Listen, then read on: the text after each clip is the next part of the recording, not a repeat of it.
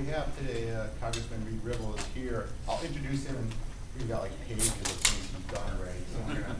So I'll talk about that in a bit. But just so the Congressman knows who's here, we have at the table here are some of our senior team, but also our members are here. We talked about that a lot of the local manufacturers who operate both locally, nationally, internationally are here, so and of all sizes. In addition to that, a lot of our team asked to be in today to hear your views and maybe ask some questions too. You're more than welcome to do that, but they're here also to learn more about the process. What they're reading the paper to keep from being discouraged about the process. But with that, before I do any introductions, for the Congressman, maybe we'll go on the table quickly here, and you can say who you are, your name, company, position, and where you're from. Okay. I'm Greg Udall-Holton. I'm Vice President of Content for Cygnus Media Construction Group. I'm William or Biff Flauner, Vice President of Engineering Operations for Wacker Neuson Corporation. I'm Scott Betson. I'm the VP of Sales for North America for Propane Hydraulics. Tom Schinner is Vice President of Finance for Propane Hydraulics. Todd Whiting, CFO of Hustle International, for a hydraulic valve manufacturer. Eric Griesbach, VP of Sales, Hustle International. Mike Soley Jr., Miller Bradford, and Risberg's President and CEO, and I'll be here tomorrow. Oh, excellent. Good afternoon. It's good to see you. Good to see you. Well, I'm John Nowak. I'm with the association. Megan Snell, also with the association. I'm Scott Jenkins. I'm the general manager of Miller Electric and Ingalls. Mike Lynch, Vice President of Government Affairs, Illinois Tool Works, parent company of Miller Electric. Hi again. Allison Farrow with the association. Jeff Jorgensen with International Communication and Design Account Manager. I'm Brandon Moody. I'm with him, and I'm his communications guy. And one more coming in. Jim gets the penalty for being last in. Jim Wessing, he's president of Condex out of Elmira. Good to have you here, Jim. That's the way to do an entrance for you.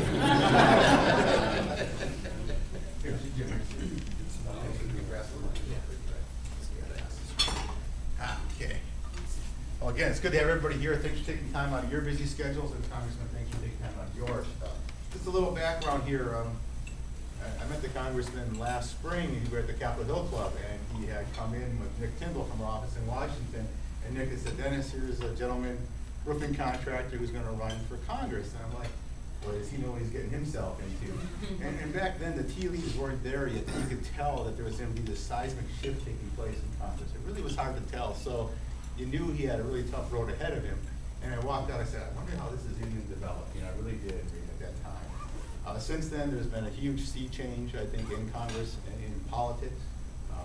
What we saw happen at that time was, I think it's 85 new freshman congressmen were elected, including Reid. He, first of all, surprised everybody, as a businessman and not a political insider, of winning the nomination for the party. And then he beat the standing incumbent for Congress, which is a very difficult thing to do. So two huge successes there in November. Reid has Wisconsin roots and business roots here, so he's clearly at home among the association world with AEM. Lifelong Wisconsin native, 1974, I think, I don't know why, graduate of East Appleton High School. Decades of experience as a roofing construction contractor, including working on a lot of facilities of our members here today. With that, he's one of the few Republican freshmen that are entrusted with 3 committee assignments. One is agriculture, one for the budget, and then now a new one, transportation infrastructure, which is close to our hearts. Well, fixing Wisconsin's chronic spending problem, Washington's chronic spending problem was the reason he went to Washington and campaigned. That was his driving force to get there, but I think he also believes that the nation's infrastructure and the investment in infrastructure is very important to the health and competitiveness of this country, and other reasons he's here. Lastly, he's a former president of the National Roofing Contractors Association and appreciates and understands the value of trade associations. So at this point, I'll stop talking and let the Congressman give some remarks, and after that, feel free to ask questions of him. So, Reid, good to have you here. Well, thanks, Dennis. It's good to be here. Scott, it's good to see you. Likewise. You're here. Mike, it's good to see you. ITW and Miller Electric are one of our larger customers from a roofing company up in Appleton, and so it's nice to see folks that I know. And when I decided to run for Congress, AEM was literally the first group of folks I met with. Nick Tyndall used to work for the National Roofing Contractors Association when I was president of that association. And I'm kind of an association guy because my involvement in NRCA was literally life-changing to my roofing company. I went from a very small operation with about 5 or 6 employees when I took it over and got involved in the National Association back in 1977. By 1990, we had a little over 100 employees, and we had grown a lot. And in part was because of the sharing of best practices that took place in those association meetings over dinner, through different educational classes and things like that that took place at the association level. Because some of the best in the industry were members there, and those men and women became peers of mine and advisors and kind of de facto consultants. And so I became a big believer in the work of associations. And so when I decided to run, it was natural for me to begin talking to associations because associations represent broad interests, and those broad interests represent thousands of employees. And so it was part of the way that I went about running my campaign. And I can tell you that the early days of my campaign were fairly discouraging, to be honest with you. I was going up against, I had an 8-way primary in the Republican side. 4 of those people got their names actually on the ballot. One of them was a sitting state assemblyman, 2 tours of duty in Iraq as the Air Force reservist, and was the nephew of a former member of Congress from that district with the same last name. And early on, virtually nobody gave me any chance at all of winning. I ended up winning my primary with 48% of the vote in a 4-way primary. That margin was so significant that it enabled me to pull the various factions, various folks that were supporting someone else together really quickly. And in the first weeks after the primary election, all my efforts went into doing that very thing. I needed to get everybody in the same boat, rowing the same direction. And that coalition building helped me ultimately win the general election that took place in November. And I became one of the 85 or 86 freshmen, I keep forgetting what the actual number is, that were swept into office. I want you to know, being a member of Congress is so far removed from the real world. It's like living in an alternate universe. It really is. I went into this job a year ago when I decided to run for Congress, and I had visited and testified before Congress during my career as a professional roofing contractor, and I knew a little bit about what went on there, but I didn't really understand the process that much. But I went in very cynical, and I can tell you that there's been nothing that has happened in the last 4 months that has done anything to make me less cynical. In fact, I am probably as cynical or more cynical today about it, because not only is the Congress divided between Democrat and Republican, left and right, conservative, liberal, it's divided between people who are there to be something and people who are there to do something. And so not only are you competing on an ideological basis, but you're competing with folks that have become institutionalized and others that govern strictly out of fear for the next election. And when you live in the real world and in the private sector, if you try to manage your company based on a position of fear or what a competitor is going to do, you have already lost the battle, and you might as well look for a different career. And I feel very much the same way about Congress. Our country is facing massive challenges. Not only do we have a budget deficit, we have a jobs deficit as well. And then what I've discovered since I've gotten there, we have a leadership deficit.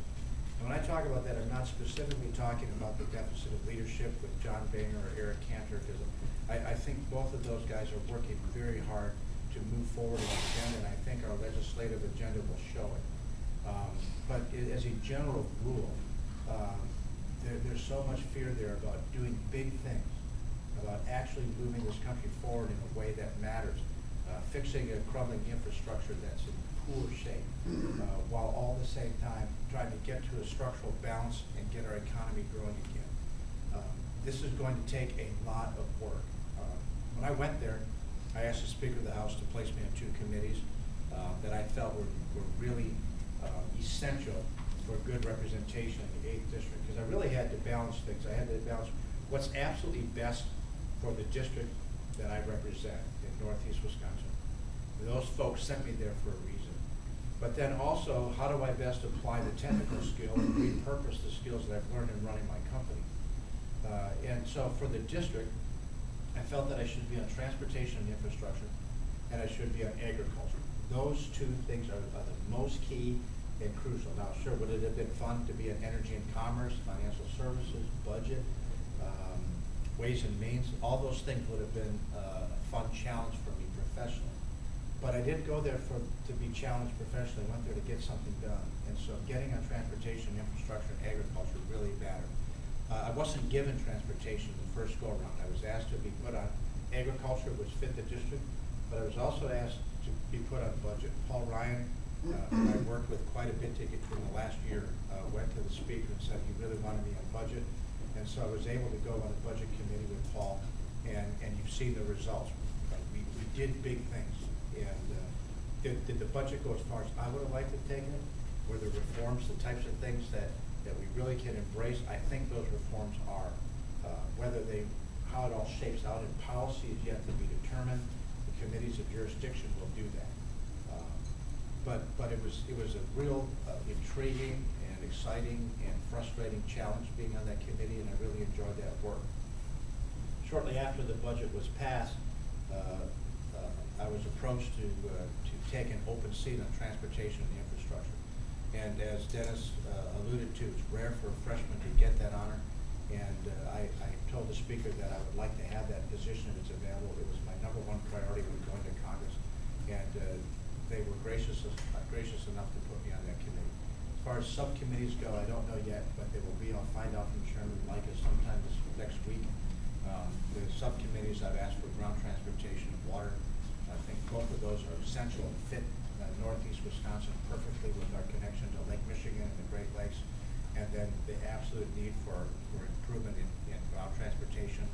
I do have an interest in aviation, but with having Congressman Petri from the Wisconsin 6 as chairman, it didn't make sense to have two of us on that committee when we could divide up and kind of divide and conquer as those of us on the delegation like to talk about. And so I'm honored to be in those positions, and I'm anxious now, but just as I've had to do with the agriculture folks, I've had to really dig in, find stakeholders that I trust and get their information as quickly as possible. We contacted Dennis and AEM and said, I've got this position. I need now to engage your stakeholders. I have to meet them. I have got to learn what their needs are, what they see has to happen at the federal level. What obstructions have government put in the way for them to grow their companies, expand their businesses? And the reality is, you all in this room are the key stakeholders, particularly in Wisconsin, but not only in Wisconsin, because many of you run national, multinational companies.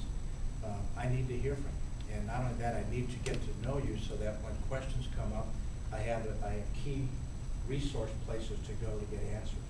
And so that's in part why I wanted to come and have this meeting. I'll just make a few brief comments on the budget because, as you're aware, the budget has been passed. The budget itself is not a policy document. And you might have seen some of the press releases regarding Medicare, the changes to Medicare, entitlement spending.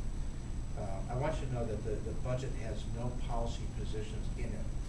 Now, the other side has taken assumptions that we have to provide as a requirement of preparing the budget, those assumptions, and they've assigned a policy statement to them. It was essential for us that if we established a number, for example, for Medicare, that we provide to Energy and Commerce and Ways and Means and the committees of jurisdiction the right policy. We need to provide what the assumptions were that led us to arrive at a specific number. No different. I know there's some CFOs in here. You do it all the time in your companies. You need to let management know how you got to the numbers, and you provide those core assumptions. And we did that for everything. We provided the assumptions for Department of Defense. We provided the assumptions on healthcare and Social Security and benefits. But those assumptions were just assumptions that provided the chairman of those committees the information that was required for them to know how we got to the numbers that we had. In those committees now, they will begin to debate the policy. We've created the box or the framework with which that policy now can be limited. We've given them the number. Now here's the number that you can spend, but how you work out policy within your committee and bring it to the floor of the House, that's up to you. And so many people want to take what we did in the budget and assign a particular policy to it.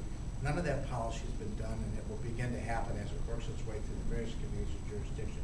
As you're aware, the highway bill, or if you're in agriculture, you're selling agriculture equipment, the farm bill. Those bills have yet to be written. But the structure for it, the box that they're in, has been established through the budget process. So that's kind of how all that works. I will tell you, it's an intriguing challenge to write a budget of $3.5 trillion when you've had no baseline to start with. Just imagine going into a brand new company that's doing billions or millions of dollars, and you have no information whatsoever with which to start, and you now have to craft a budget from ground zero. One of the reasons, and I'm pretty proud of the work because we got it done within 7 working days of when the Speaker of the House told us he wanted it done. We were skeptical that we could get it done before May 1st. We got it done in time to meet the requirements that the Speaker asked us to. But we created that budget out of thin air because there was no baseline with which to start with. And so 6,000 federal agencies and $3.5 trillion came out from scratch. And it required a lot of hours and late nights, and we think we got it done, and we're happy that it passed. What the Senate does with it, I can tell you the odds of that budget coming out of the Senate are, well, it's just not going to happen. And so the reality is we'll probably be running for another year, funding the government through a series of continuing resolutions. Now, they may surprise me over there, but nothing surprises me anymore other than how slow they are. And so we'll just have to wait and see what happens to this in the Senate. And so with that, I would like to open it up for a conversation with you all to answer any questions, allow you the opportunity to get to know me better, and we'll have that conversation. So who would like to start?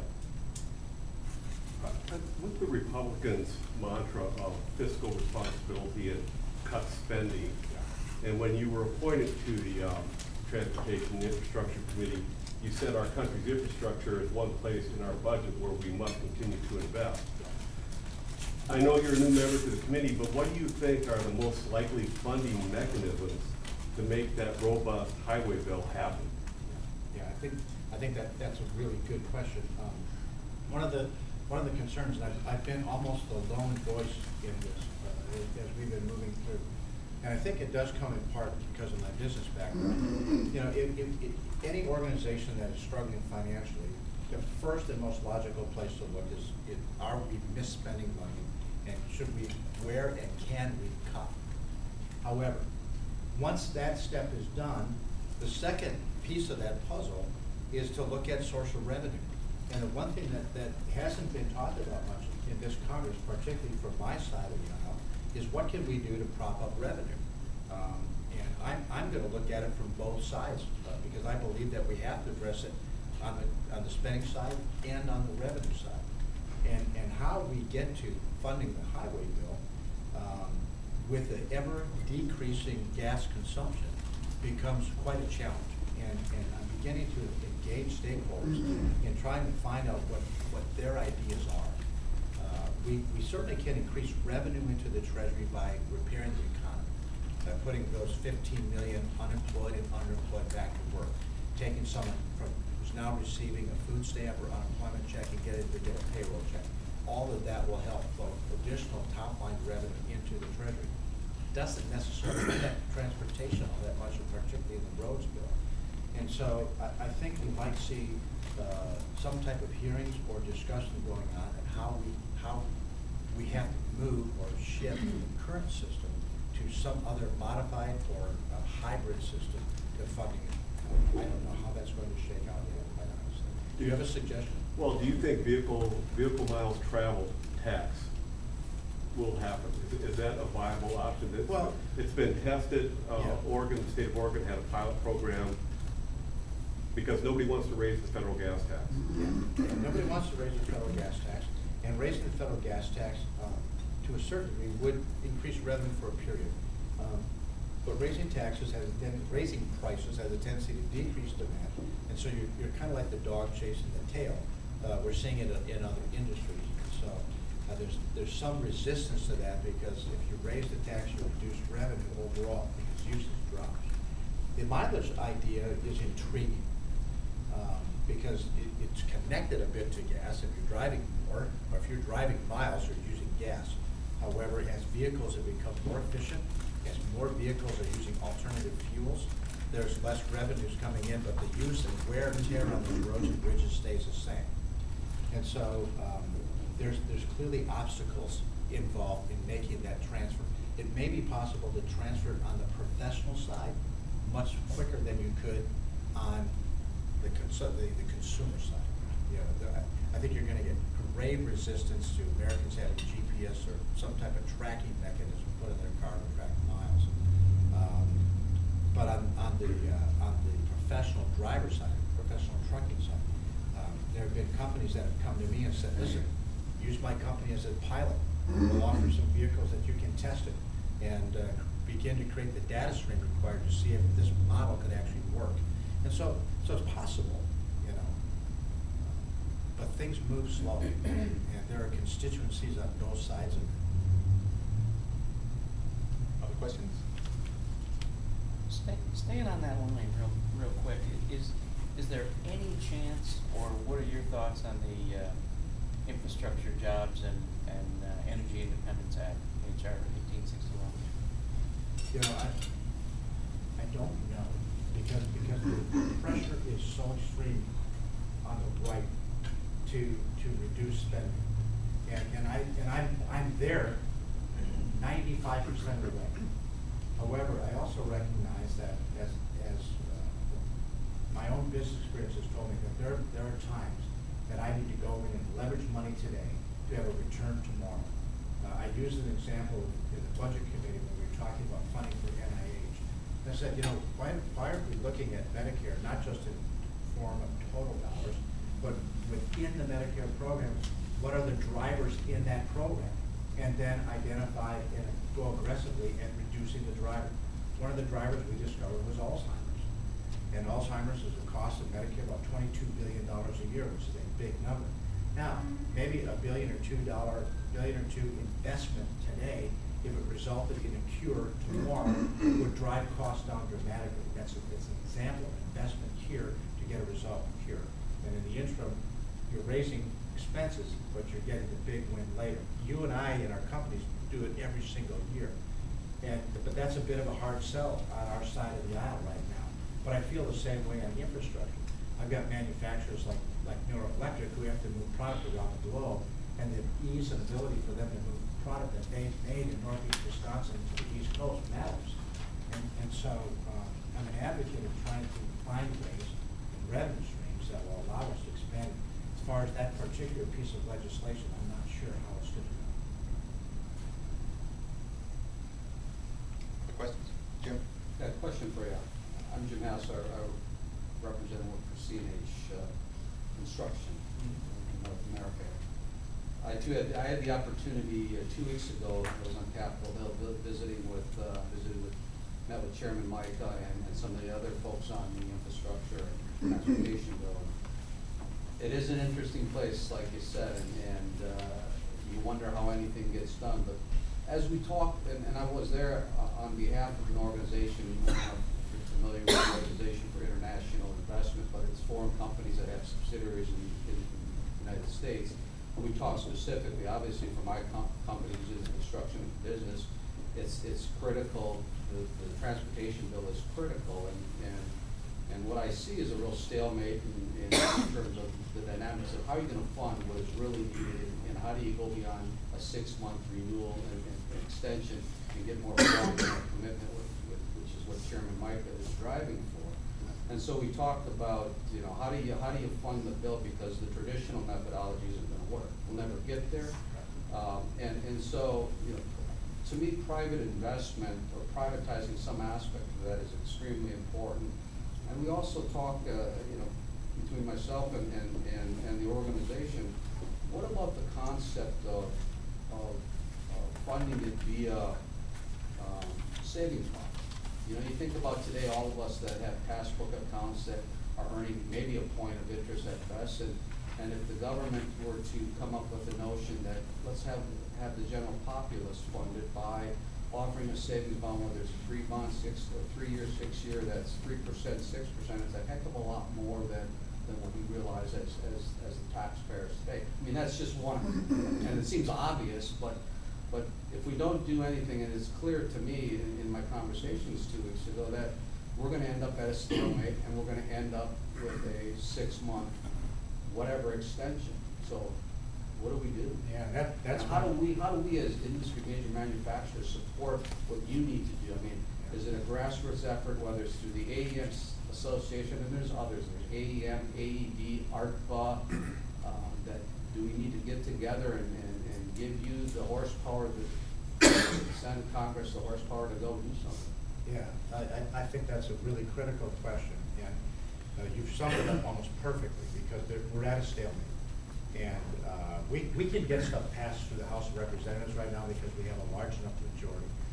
We hold one lever, you know, the other side holds the lever of the Senate, and they've got the White House.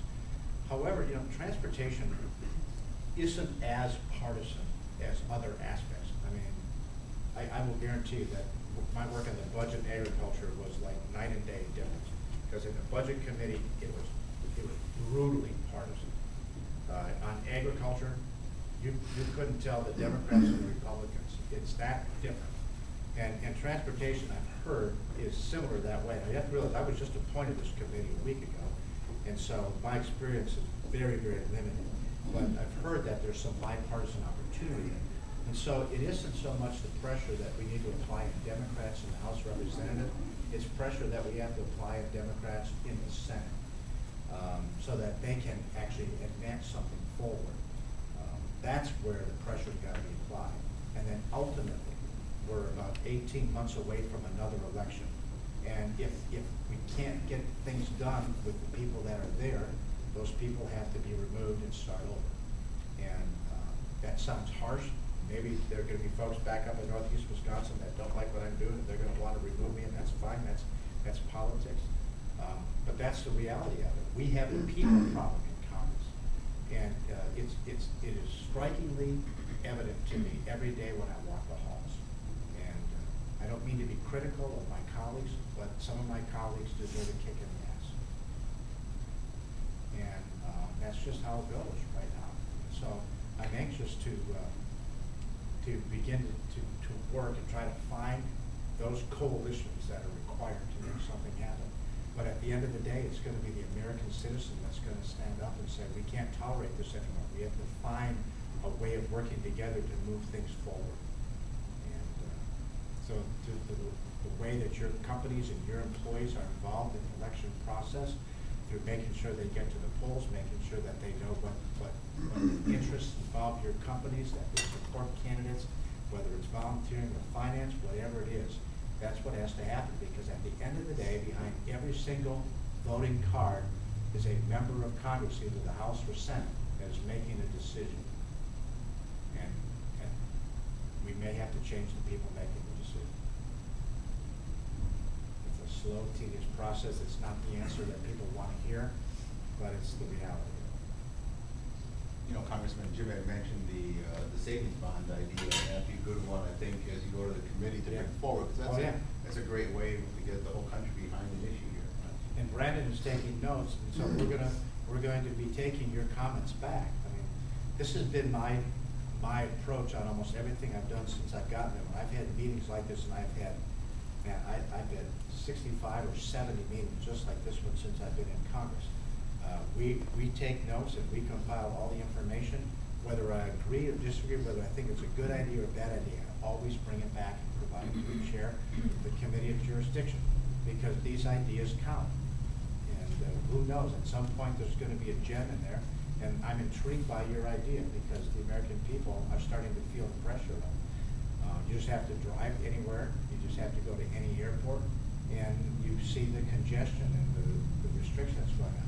We have a transportation problem in here. It's almost a trifecta problem when you look at it, because our railways and shipping lanes are plugged up, our highways and bridges are in bad shape, and our airports need expansion. I mean, as manufacturers, that's what we're faced with too, because when you look at countries like China where they're taking 9% of their GDP spend towards infrastructure, all the focus and attention is going to those countries. We need to have that focus and attention in this country. Because we're spending, what, 2%?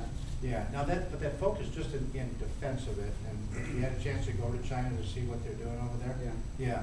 Yeah, when you're starting from Ground zero. Ground zero, Yeah. 9% looks like a big number. Yeah. And if you look at what we were spending historically, particularly back in the original highway bill back in the 1950s, in that initial expansion, it was a pretty big investment by the American people. And now it's a matter of how do we maintain and expand and improve on what we have.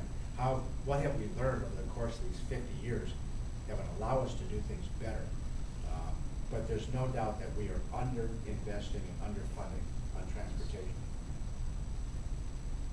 I think there's a lot of support from people, in the country, recognizing the problems with infrastructure, the need for investment. But as you go to Congress, my impression over the years now working on this has always been, we're in the top 5 issues always, but we're never 1 or 2. Yeah. So every time we go, it's gonna be healthcare, it's gonna be the deficit. It's always something, always taking the place, we never rise to that number 1. Another solution besides savings bonds might be a limited term 1% national sales tax. Now, people are afraid of taxes, but if they recognize a need, we've done some studies ourselves and found that people recognize a need, and they understand that if it was a limited term thing, for a couple of years, do it until you fix the problem. And what better jobs program than to do it too? Yeah, and the problem we have is that government in the past has said that. Let's just do this for a limited time. But taxes never go away. What happens is a result occurs, right? That 1% allows government to do something, so then they say, well, wow, 1% is good, 2% is better. And then that additional percent adds, and then before long it's 5 or 6%, and then we have a federal income tax, federal state tax, state income tax, state tax, and it begins to compile on itself. And I think from my viewpoint, we need a complete overhaul of the tax system. We ought to be looking at a massive overhaul, even starting over. And it's just such a struggle because the people, the stakeholders in Congress, not the stakeholders out here, not all the American citizens, but the stakeholders in Congress have within that document, it's 10,000 pages by the way, it's 9,956 pages. It sits on my table in my office as a daily reminder of how bad the system is. That book has in it special giveaways and handouts to just zillions of organizations. And we could make that document, just several pages long, open up billions of dollars of revenue to flow through the system just by reforming it. And I mean, starting over would be a significant change, but it would be a good, getting there's not easy. Other questions? Being somebody new to Congress, do you think there's a snowball's chance of hell of getting a highway bill or a sewer bill through there without the administration backing it? Well, if the administration doesn't back it, it doesn't get passed into law. And so the president has spoken a lot about infrastructure. I sat in my State of the Union address and listened intently as he talked about improvements and investment in infrastructure. And so I think there are some places where we can hold his feet to the fire. One was on tax reform. He said, let's get rid of some of the loopholes and flatten the rate for corporations. I think that makes sense. And then he talked about infrastructure. So if I don't know that the administration is going to be as much of a roadblock as the Senate. The administration, the president wants to win the election in 2012, and he's moderating a lot right now. And so I'd be happy if he decided to function from the center rather than the hard left. But he's set up, and this is the one thing that everyone needs to be aware of. He has set up a federal bureaucracy within his cabinet whereby it allows him to say whatever he wants on television, and then he'll have some secretary of the EPA or DOT or DOL scuttle something behind the scenes through not allowing permitting, providing some type of air quality standards that can't be met, or some other federal regulatory deal behind the scenes. But protecting him politically from the masses, but meanwhile, shoving his agenda through in secret.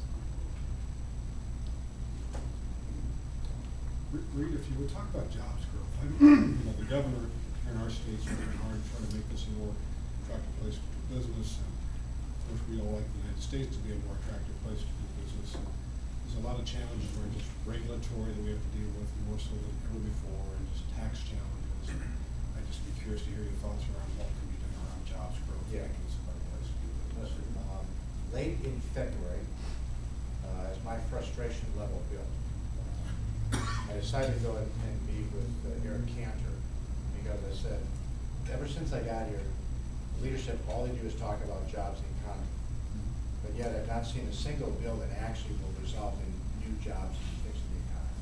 Now, granted, you're going after the Affordable Health Care Act, Obamacare, however you guys want to call it, and you're trying to fix those things, but you know that that's never going to get through the Senate, so it becomes symbolic. In the meantime, we're not providing any certainty to any business out there on something that actually matters. And so I told that my plan was to put together a job creators caucus in Congress, and I was going to identify who the members of Congress were that actually ran companies and invite them to come and create a think tank within the halls of Congress. What Congress likes to do is call in outside experts and get their opinions, and so they can say, well, we called in outside experts. We've got experts inside Congress. We just have to go get them and get them engaged. And so I took the initiative and started that job creators caucus. You know how many business owners I've been able to identify? 27 out of 435. And so there's not a lot of experience there. However, we have here information, and I sent a fairly extensive report back to Eric Cantor on Friday, because they're finally ready to go.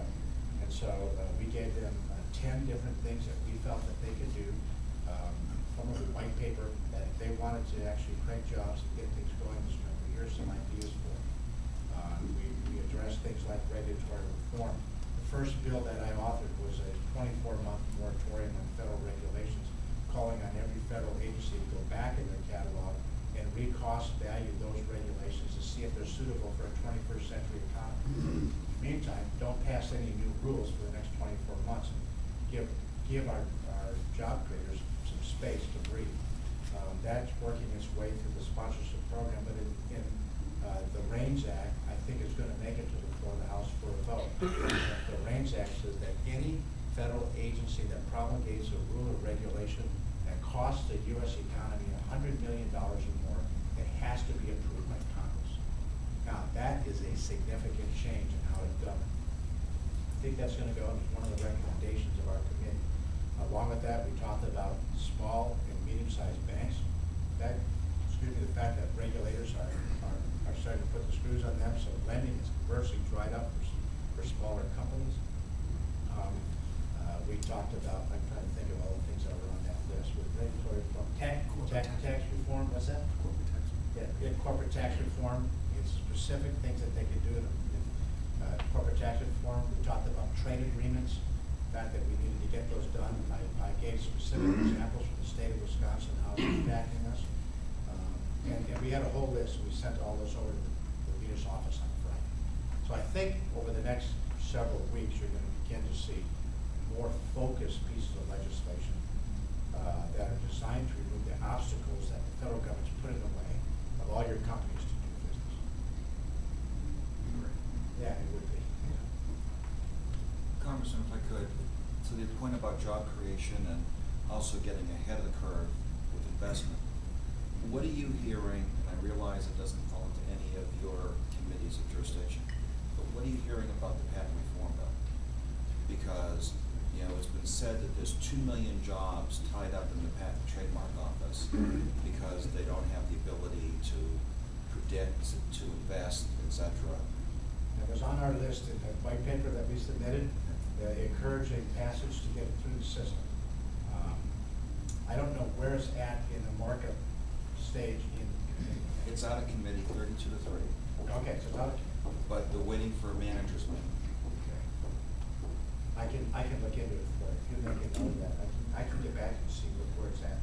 Yeah, that's, Miller ITW in 2010 ranked 92nd in the nation for the number of patents that were issued, and Miller accounted for 40% of those. So, and there's a lot more sitting in queue, a lot more applications. Yeah. It's taken a long time. to get Right, that. so you're just kind of you're holding because you can't afford to get someone to copy it. And it's taken 2-3 years or more to get patents through.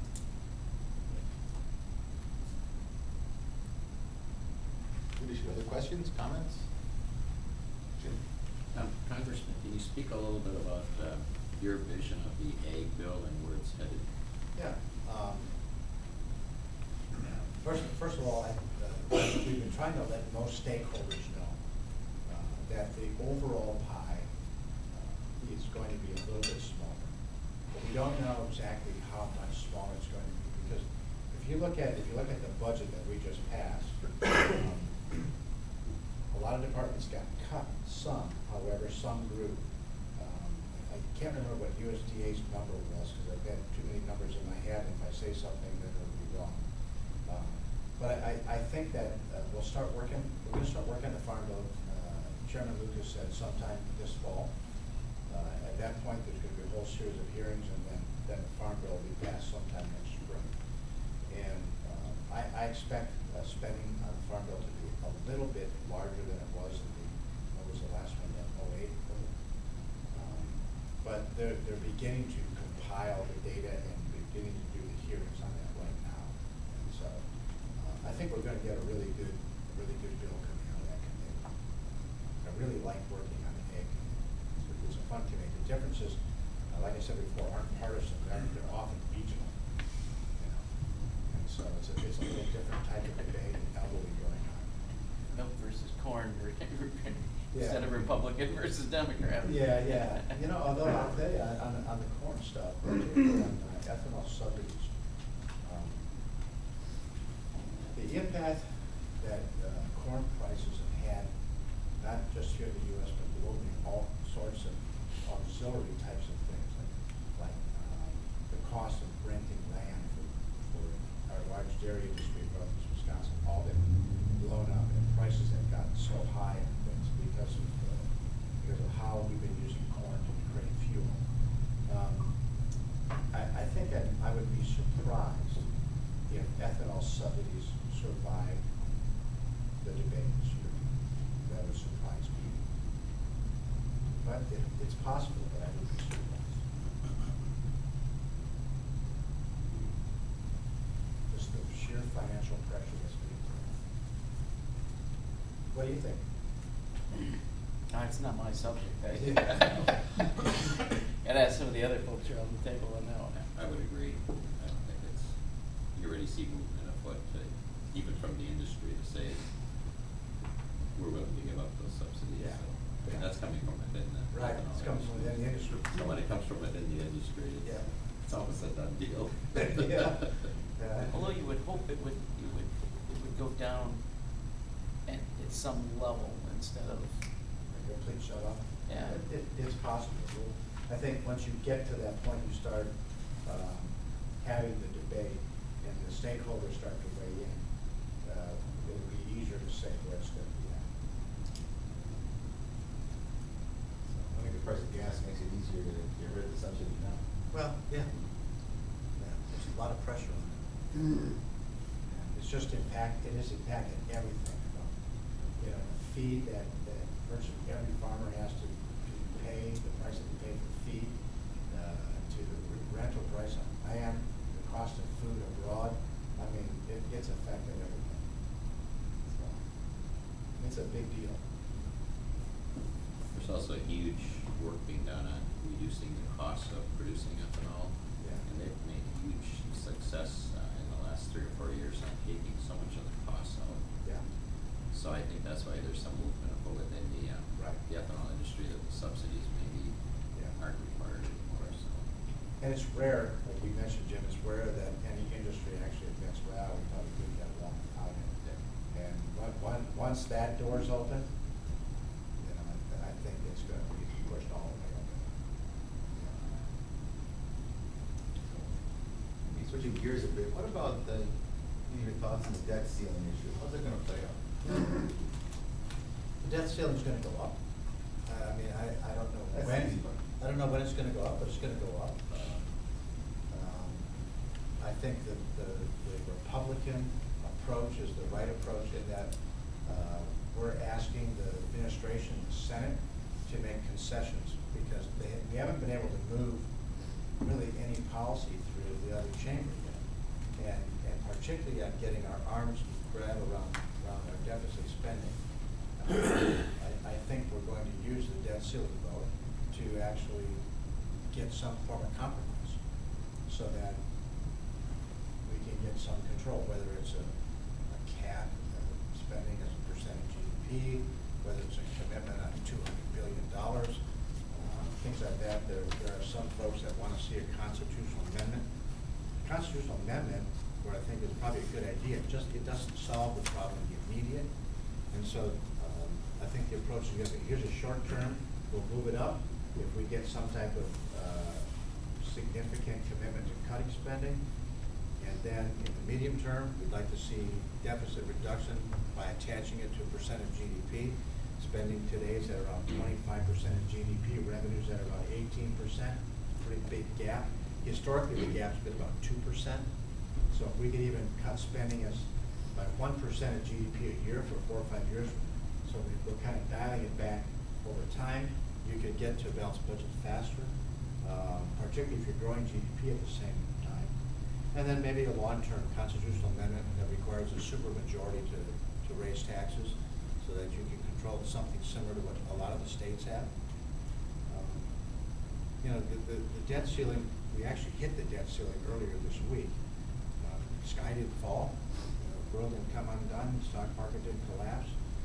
It's a cash flow deal now. Just like any CFO in here or accountant has to manage cash in your companies, it's a cash flow problem. You've got cash coming in, you've got invoices coming in, they've got to be paid. And so as long as we can keep the cash up and reduce how many bills are coming in, you can manage it. $2.2 trillion are coming into the Treasury bill. Well, there's money there with which to pay these bills and stretch this out. That's why when I first came to Congress, we were told we're going to hit the debt ceiling in February. And it was pushed back to March, then it was pushed back to April, and we actually hit it in May. And cash, what I can see in reports that Tim Geithner's given us, we're getting cash flow adequate to get us into August, maybe September. And so there's time to be contemplative and thoughtful on it. But I would oppose waiting till the last minute. I'm fearful that it will be another last minute deal.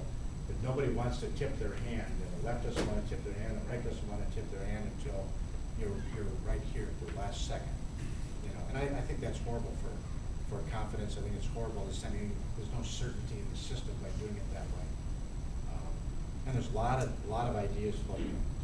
Do you raise it a couple $100 billion and force reforms in the system every few months, or do you go for the big bite like the president wants, $2 trillion, so it gets past the elections? I'm an advocate of having small increases, forcing Congress to report back to the American people on what they're doing to manage finance. No different than what you're going to do to your company if your company was in trouble. And the American corporation, business of the United States, is in trouble. And the stakeholders, which are the American people, need to tell the Congress to report back to them on what their plan is. Other questions?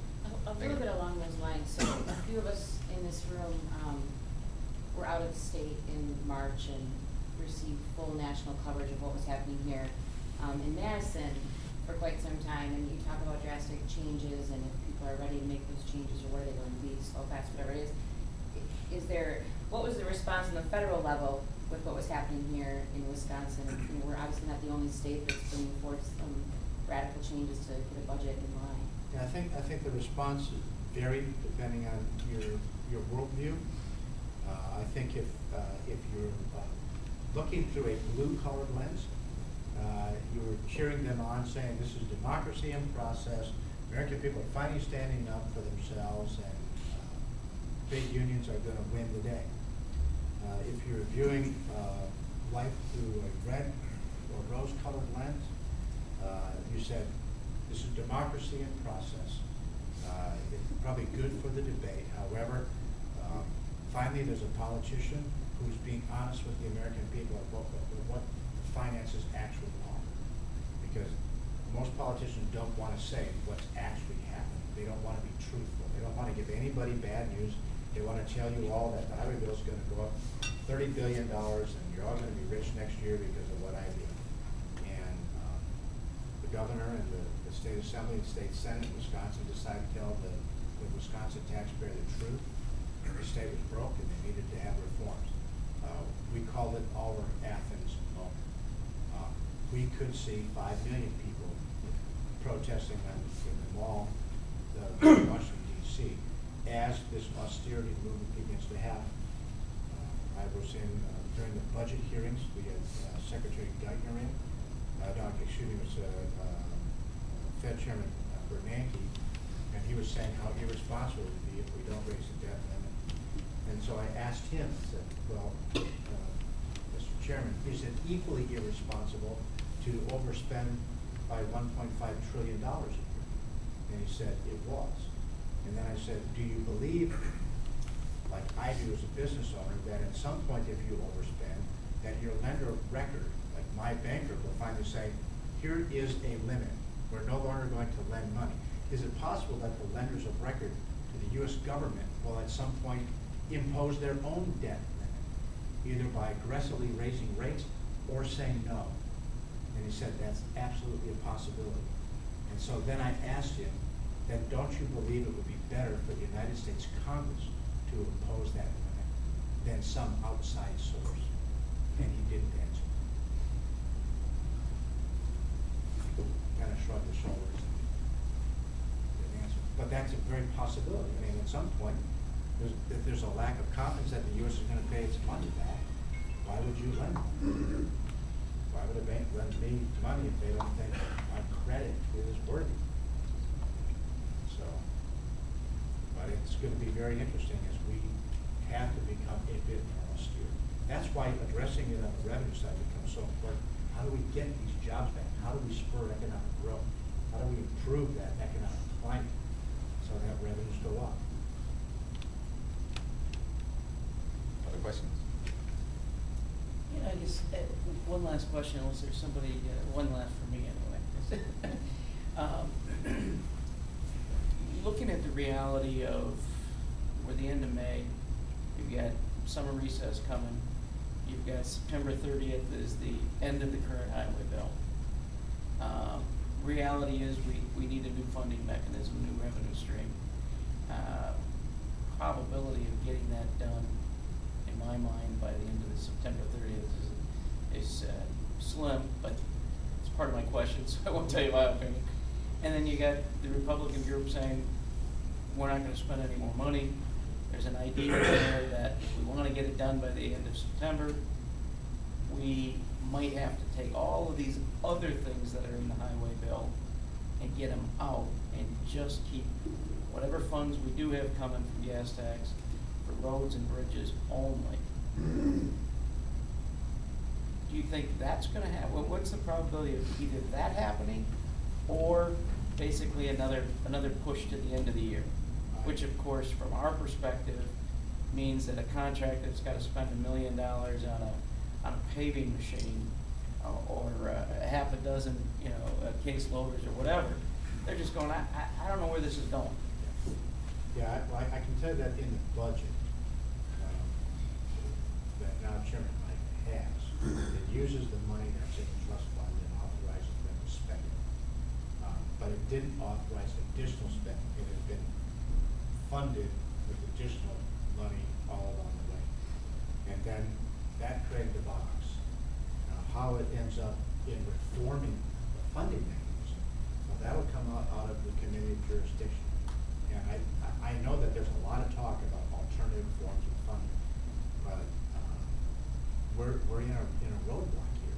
We're deadlocked in Congress, and so I would like to be really optimistic and confident that something better would happen, but I'm very skeptical that it will.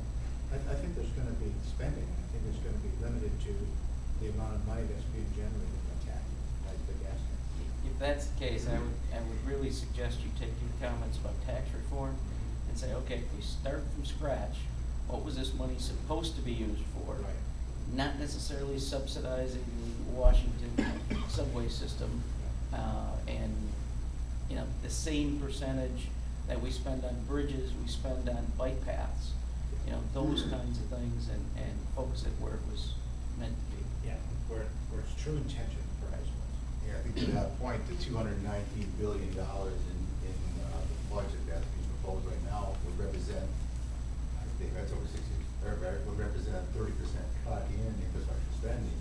We know we're not keeping up with our roads and bridges today, so I think some way has to be done to streamline where that money goes. Yeah, and not only streamline where it goes, but it may force the hand to actually reform the system so that it can be funded correctly.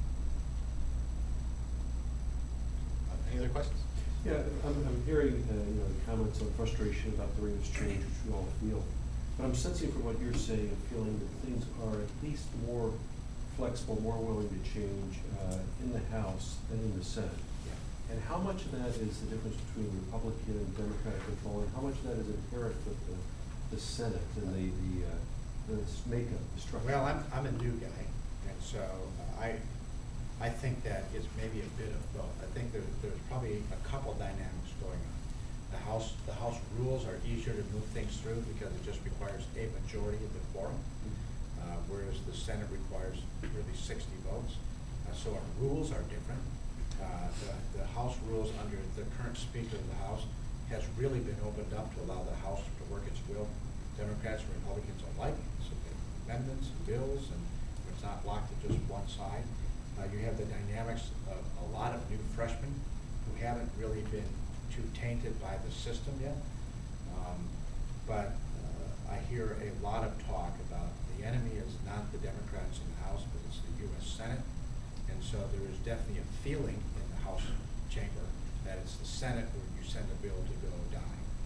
And so I think it's a bit of everything. You know, they like to act as if they're the thoughtful, contemplative body. We like to call them the country club group. Speaking of country club groups and thoughtful bodies, how do you handicap the Senator Cole's position as he retires and Republicans and Democrats are for candidates? How do I handicap it? Do I think? What are your thoughts? Who do you think is going to step forward? I think Tommy Thompson's going to run.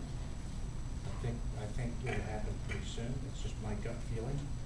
I think it's possible Mark Newman could run. I would hope that someone jumps in really quick so that if it's a really good candidate, might box out others from running in a primary. Let's face it, if Paul Ryan had decided he was going to run, there would have been no Republican primary. No one that was going to take him on. At least I wouldn't see anybody trying to take on Paul. Governor Thompson might have the same type of gravitas, having been governor here and being secretary of the president's cabinet. But I think there's a good chance that he might get in. A lot of talk about it, so we'll see. There was talk about it last time too, but this seems a little more serious. On the Democratic side, man, I'm not certain. Ron Kind has expressed an interest. Tammy Baldwin's expressed an interest. I think Russ Feingold would like to get in the game, and then possibly Mayor Barrett.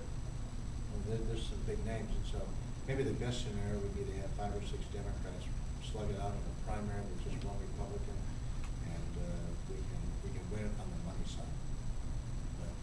Well, we're going to find out what kind of the demeanor of Wisconsin is. It's going to be very interesting to see how invigorated and organized the left has become after losing the last election. It does raise the stakes for the 2012. It does. It does. It raises the stakes a lot. So people are going to have to get in and get on board early with their candidates of choice and try to move the bar forward as quickly as possible. Nicole. We're going to be communicating, I'm sure, with our members after your visit today, and one of our challenges is to try and get them actively engaged with their political leaders. What would you, as a business leader, tell our business leaders of our membership that they need to be doing, and with what frequency, in order to move the needle on the transportation side? would tell them that for me, I had to find my place of engagement, and over the course of my career, my place of engagement was typically, you know, financing candidates and supporting roof PAC, you know, the PAC that we had, making sure that the candidates that were pro-business were being properly funded. And I did that for my entire career. The other side of it, I finally got to a place where I recognized that we've got a people problem in Congress, and that we need to begin to change the people and vet candidates better and really get a different type of Congress in place. And that's why I decided to run myself. Not only was I cynical, but I was untrusting of the other candidates. So you finally get to a place in life where you say, you know what, I just don't trust anybody else to do this job. Now, whether that's just arrogance or whatever, that's where I found myself in December of 2008.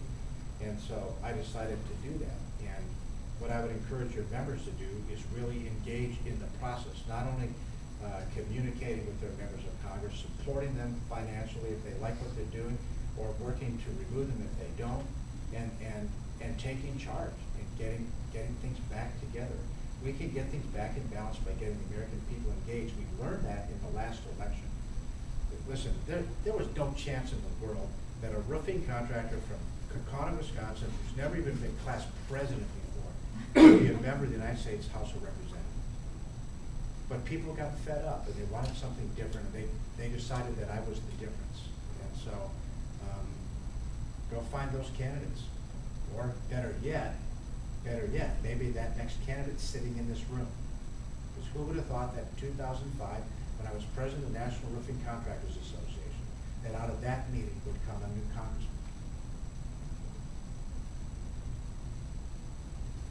Work matters.